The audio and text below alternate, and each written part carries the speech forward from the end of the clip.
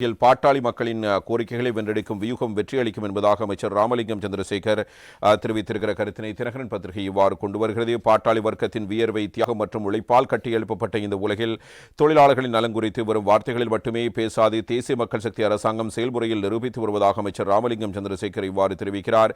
மே தின வாழ்த்துச் செய்தியில் அமைச்சர் இதுபற்றி கூறும்போது தொழிலாளர் நலனை உறுதிப்படுத்த பல்வேறு சட்டங்கள் நடைமுறைக்கு கொண்டுவரப்பட்டுள்ளன. அவை வரும் அரசியல் வாக்குறுதிகள் அல்லாமல் நடைமுறைப்படுத்தக்கூடிய விடயங்களாகவே அமைந்திருக்கிறது என்றும் அவரால் கூறப்பட்டிருக்கிறது. இதே நேரத்தில் பாட்டாளி மக்களுக்காகவே உழைக்கின்ற ஒரு அரசாங்கமாக இந்த அரசாங்கம் நிச்சயமாக இருக்கும் என்ற கருத்தினையும் அமைச்சர் இவ்வாறு வலியுறுத்துகிறார். நாட்டின் பொருளாதார முதுகெலும்பாக விளங்கும் மலையக பெருந்தோட்ட தொழிலாளர்களுக்கான வரலாற்று சிறப்புமிக்க சம்பள உயர்வு நீண்ட காலமாக புறக்கணிக்கப்பட்ட ஒரு சமூகத்துக்கு நீதி வழங்குவதற்கான ஆரம்பகட்ட படிமுறையாகும். தலைமுறைகள் கடந்தும் உழைத்த அந்த மக்களின் குரல் இறுதியில் கேட்கப்பட்டு அவர்களின் வாழ்க்கை தரத்தை உயர்த்தும் முயற்சிகள் நடைமுறைப்படுத்தப்பட்டுள்ளன.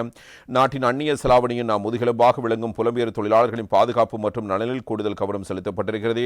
அவரின் குடும்பங்களின் எதிர்காலத்தை உறுதிப்படுத்தும் நடவடிக்கைகள் முன்னெடுக்கப்பட்டுள்ளன. கடற்றொழிலில் ஈடுபடும் மக்களின் வாழ்க்கையும் மறக்கப்படவில்லை. கடலில் போராடும் அந்த உழைப்பாளிகளின் வாழ்வாதாரம், தொழில் பாதுகாப்பு மற்றும் சமூக நலன்களை மேம்படுத்தும் பல திட்டங்களும் வழங்கப்பட்டுள்ளன. இந்த ஆண்டின் மே தினம் வரும் நினைவு நாளாக அல்லாமல் ஒடுக்கப்பட்ட மக்களின் குரல் ஒலிக்கும் போராட்ட மேடையாக அமையவிருக்கிறது என்பதுவே அவருடைய கருத்தாக அமைந்திருக்கிறது.